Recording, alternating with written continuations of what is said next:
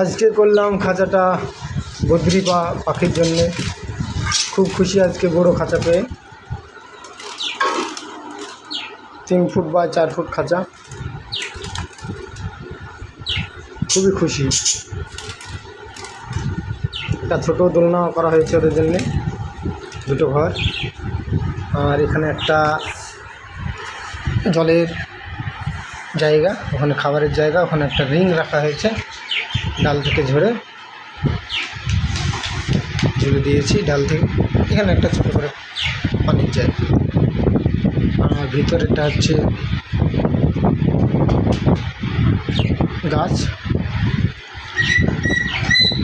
গাছটা কেটে ভিতরে ডালগুলো বেঁধে দিয়েছি, এতে কিছুটা অরিজিনাল দেখায়। সাদাটা মাদা আর হলুদটা হচ্ছে নর।